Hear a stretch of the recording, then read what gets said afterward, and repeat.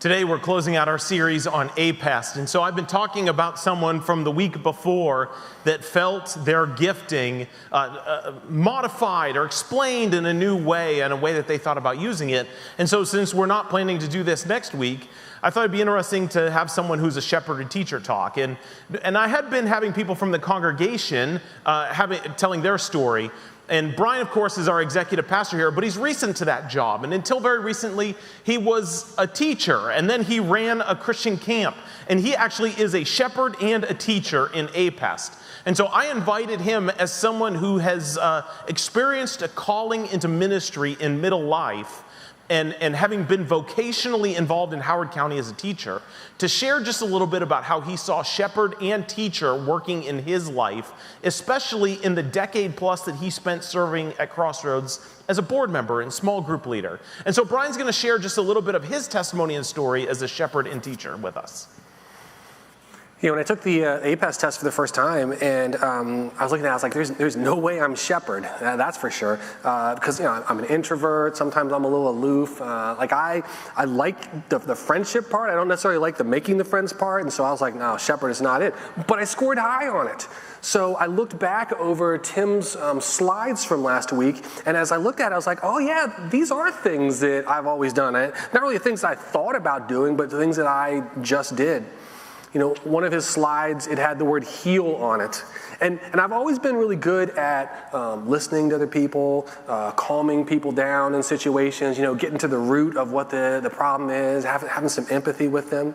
You know, whether it was, you know, one of my fourth grade students back when I was a teacher or adults as well. One of the other slides had the word counselor that kind of flowed from that. And you know, you make your friendships with your coworkers, and there'd be days I'm just sitting there grading papers at my desk, and in would march my coworker, you know, want to sit down, and they'd have some problem they wanted to talk about, work, family, relationships, whatever, and just kind of happened regularly that I would sit with them. You know, teachers have like parent-teacher conferences, and so I was always prepared. You know, here's the kids' grades, their test scores, the stack of work, and but I always asked them, what do you want to talk about to the parents? And about half the time we talked about my stack of papers, and the other half of the time we just sat there. It was like a counseling session, as the parent would, you know, tell me about the struggles, and God used that opportunity to shepherd in that way. One of the slides was peacemaker. There is no workplace drama like a elementary school. There's just drama there among the teachers. And I remember one time I was teaching in Baltimore County. There were 5 of us on the team. I was the only one who was on speaking terms with everybody else on the team. And not necessarily because I was the friendliest, but just like peacemaking and like relationships and harmony were things that I valued. I think the biggest from Tim's slides last week was the word equip. You know, I view my role oftentimes as just to build a space where others can grow, you know, build communities. Like when we'd lead small groups, we'd always have a dinner beforehand. That was always my favorite part of small group, like that 45 minutes of just being together and all that. Teachers are like busy, and so a lot of them eat their lunch at their desk. I was like, no way, this job is too hard to eat by ourselves. And I was always like, come on, let's all eat together. And then it was a circular kind of thing. Because we ate together, we had relationships. Next thing I know, they're telling me their problems at my desk when I'm trying to grade papers. And then I also have the gifting of teacher. The gifting of teacher is not the same as the occupation of teacher. I think we all can identify teachers in our lives who were terrible, right? But the gifting of teacher is different. One of the words, so I've previewed Tim's slides for today. You're getting a little preview with me. One of his words was encourager. And I just often, I don't know, I find that I like to point out what people do well. I coached Elevate basketball for a bunch of years. And it was me and my buddy Doug. Our kids were the same age. Doug was like the basketball tactician, and I was the one who would like say nice things about the kids. And it was easy. Like the kids who, you know, the leading scorer, well, that's easy. But what about the ones who like can barely dribble? Like I'd sit there and I'd jot down notes about the ways that, like seeing the way that they were improving and being able to acknowledge them in that. Mentoring pops itself in with teacher.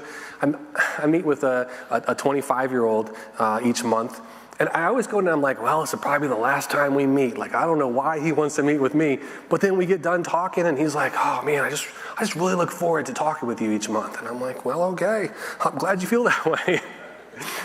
When I worked at the camp, especially back in 2021, like everyone was struggling.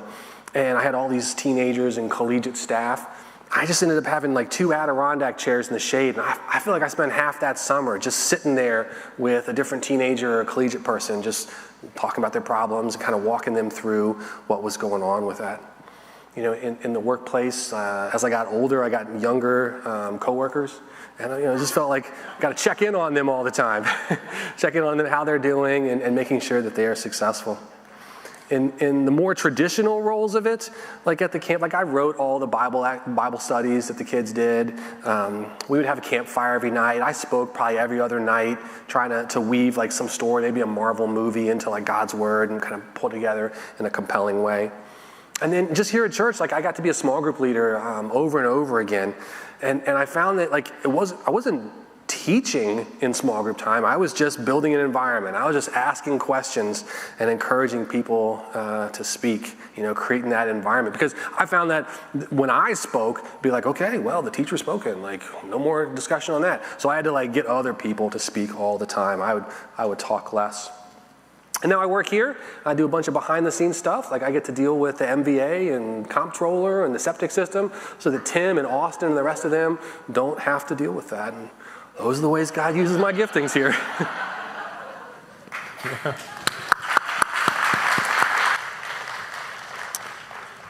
That's such a helpful vision of more than just the traditional, simple ways that we can narrow down and think about these giftings. And I want to remind you again, a chart that I've been showing throughout this entire time, about how these giftings work together, that there are those who have pioneering giftings, who break new ground for the gospel, who are externally focused, who go. If you were to look just at a survey on the windows back there, there's less of those 3. And listen, I study for these sermons, but to some degree, I've enjoyed my conversations with people in the church about how they're thinking about these things. And someone mentioned to me pretty early on, it's probably good that we have less of those 3 because it would just be chaos all the time if everyone was trying to break new ground constantly. I think that's a reasonable point of view. And so just thinking about how we have people who really want to go and start and inaugurate and get going and reach out and meet people. And then the last 2, the ones that Brian talked about were his, but are many people's as well. The church is more filled with shepherds and teachers. We have an idea of what to do with them and how to unleash them and how to give them jobs in order to maintain the church. But they come alongside and nurture and help and grow and direct. And their gifting is more about settling, about helping people find a place, finding a capacity to grow and to build a life. And so today we're going to finish up by talking about teacher. And in order to do so, I wanted to think a little bit about Jesus and what Jesus says. Because Jesus gives us a mission or a commissioning at the very end of the Gospel of Matthew. And of course, the words I'm going to read to you are pretty famous, but I find it interesting that when Jesus sends his disciples, he tells them to go and to get things done. And there's a lot of action verbs in this text. But one of the things he instructs them to do is to teach. And so while we talked about pioneering giftings in terms of apostle and prophet and evangelist, this idea of teacher isn't just a safe job where you sit back and kick back and wait for the class to show up. But in Jesus' very commissioning, teaching is one of the words he uses to describe the work of the church. So we are commissioned to teach as well. And so we're going to read the Great Commission found in Matthew chapter 28. We're going to read verses 16 to 20 today. And I invite you, if you would, to stand with me as we honor the reading of the word of the Lord today.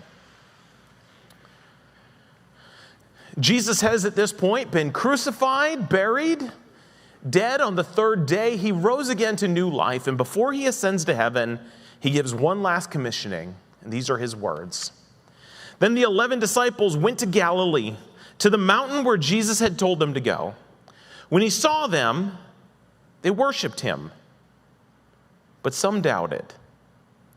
Then Jesus came to them and said, "All authority in heaven and on earth has been given to me. Therefore go and make disciples of all nations, baptizing them in the name of the Father and of the Son and of the Holy Spirit, and teaching them to obey everything I have commanded you. And surely I am with you always to the very end of the age." This is the word of the Lord. Thanks be to God. You may be seated. I know I probably tell you that I have favorite Bible verses a lot. If you were to actually hold me down and make me tell you what my favorite Bible verse is, I don't know that I actually could. But one of my absolute favorite things in all of the Bible is that a Jesus that they saw die, that they saw the pulse checked, that they visited the tomb of, is now talking to them. They're worshiping him. He's right there now alive, and they're still doubting. I love that. I love that so much. And I also think it invites us to a certain posture in worship as well. We don't always have it all sorted out. We can't always name exactly every bit of theology and how it all works and how is Jesus fully God and fully man. And, we can go on and on and on. But even in our doubts, even in our struggles, even when we don't come to worship on our A game, Jesus still shows up and still sends them. Like you would think, like if I were telling people to go teach my story, I would want the ones who have it sorted out, who have it all together. But Jesus is calling these doubters, these people who aren't fully on board, who really aren't sure what's going on. They're worshiping, they're showing up, but they're still struggling to put it all together. And Jesus sends them. We don't have to have it fully all together before it is that we decide that we are to be sent, that we're on mission for Jesus. And in this text, he gives them some strong verbs, but one of them is teach. Teach them to obey everything I have commanded you. And I was thinking about what Jesus is talking about as a teacher here. I thought, well, let me reflect a little bit on how Jesus taught. And what I think is really, really interesting is that Jesus is a teacher. That is really his vocation as he's walking through Israel in his 33 years of life, his 3 years of ministry. People refer to him as rabbi, which is translated as teacher. Teacher is functionally the vocation of who Jesus is. So how is it that Jesus teaches? He teaches like most rabbis do, but not like we think of teacher in our world today. It's not a one-to-one ratio of teacher to rabbi. Rabbis teach, but they don't just simply convene classes and then disseminate information and hope that the information sticks. Rabbis prod, and they ask questions, and they spend time, and they sit. They pull aside for conversation. They ask, "What do you think?" And let the student speak for a little bit. There's conversation. There's wrestling. There's pushing and pulling in the relationship. It's not just a dissemination of information. Can I tell you a little secret?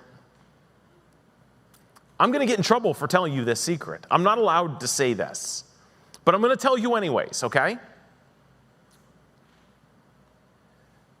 Over the last 10 years or so, in every room that I've sat in with just pastors, no lay people listening, no board members, no one who could fire you, just pastors. I'm telling you, I'm going to get in trouble for telling you this. Don't tell anyone that I said this. They all say, we've had a discipleship crisis in the church. They look at election cycles, COVID response, online conversations, and they say all of the teaching we have done, we've given our life to preaching and teaching, and we're afraid it isn't sticking. Now, I want to be clear, I'm not talking about you. When I talk about my church, I'm like, they're awesome. And I mean it, I love you guys. But there's a serious conversation happening among pastors right now about whether or not the way we've been teaching within the church of the very American Western style of there's an expert who has learned the information Now we'll disseminate the information. You will hear this knowledge that will wow and woo your brain, and it will transform how you live, hasn't seemed to really be as effective as we thought or imagined it might have been. And so the question that we all ought to be asking is, what does teacher mean now in light of the fact that just telling people truth and expecting that it's going to transform their heart as well as their brain doesn't seem to have been really nailing it? This is an important question that I ask myself as a preacher. I get up here, I mean, teaching is important to me. Sharing what the scriptures mean and bringing it to life is important to me. But far more important than being really good with my words or having a mastery of the text is actually seeing people's lives transform. And so the question that teachers like myself ought to be asking themselves is, where have we missed it? What's the gap? How can we help people be transformed? Their life can change because Jesus changes everything. And he brings life and hope and joy and goodness. And if we're just disseminating information, we might be missing it. Jesus' teaching changed people's lives. But he didn't walk around like the smartest guy in the room telling everyone information to transform them. His teaching was much more relational. It was sitting down. It was around a table. It was asking what you think and listening to answers that were sometimes just brutally bad. And sometimes Jesus lost patience with the bad answers, but most often he prodded, and then he would tell stories, and then he would tell parables, and he would keep massaging disciples. His most intense and most effective teaching was mentorship and wrestling over years in the slow work of conversation and growth with 12 people. I wonder how often, as teachers in America today, if our gifting is teaching, what we really mean is we need someone to collect a class for us and bring it to us and let us tell all the brilliance that we've acquired through our study and reading.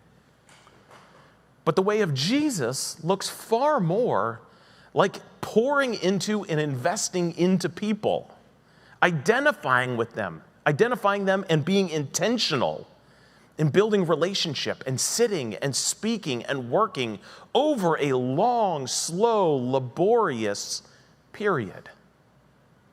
Teaching in the way of Jesus may need to be more creative than we're thinking and may need to be focused far more on relationship and time than we often think it is. When we sign up to be a teacher, most often in a church, what we think is, how long do I have to sign up for this? Is this just a one semester commitment? Is this just a 1 year commitment? How long am I going to be tied down into this job? And the truth of the matter is, more than just signing up for a job, we ought to start thinking about signing up to spend life with people. Walking with them, working with them, seeing the long view and being willing to invest ourselves in people, more so than just being the expert who disseminates information. And so in this text, Jesus tells them to go. The action verbs are strong. Let's mention them real fast, because what he calls them to do is to go, to make, to baptize, and to teach.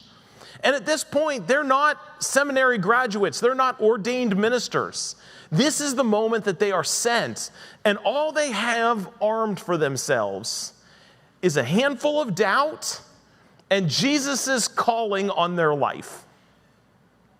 Well, if that is enough to qualify the disciples to be a teacher, a lot of us are a lot further down the road than we realize that we are.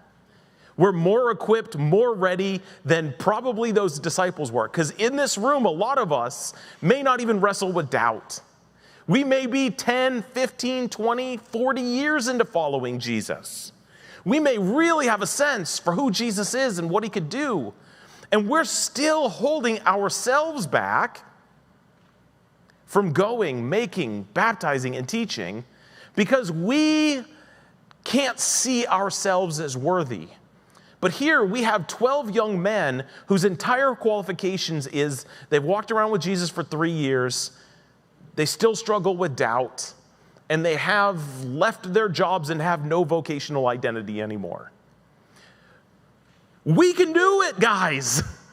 We can teach, we can go, we can speak, we can preach, we can share, we can evangelize. We've got more going for us than we often realize or recognize or even allow ourselves to believe. Jesus has come near to us. He's drawn near to us. And our job is to just simply receive that and go. I think a lot more growth can happen in our own life if we're willing to take just the smallest of risks from time to time, and to find that God meets us and fills in gaps. We're really good at identifying gaps, but we're not really good at trusting that God might fill them when we go and trust Him. And so I want to talk about some ideas about teachers. Brian did a great job of kind of like sharing my lines of what I'm going to talk about. So here we go. These are the archetypes and heroes of teachers in our world today. Think of these as models and ideas that you're aware of that can help modify this idea of teacher.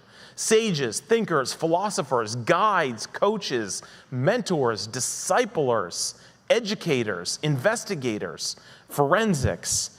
There's an idea here that it's not just having arrived and now disseminating, but also being curious about wanting to know more. Teachers are often at their best when they're curious and they share what their curiosity is to others.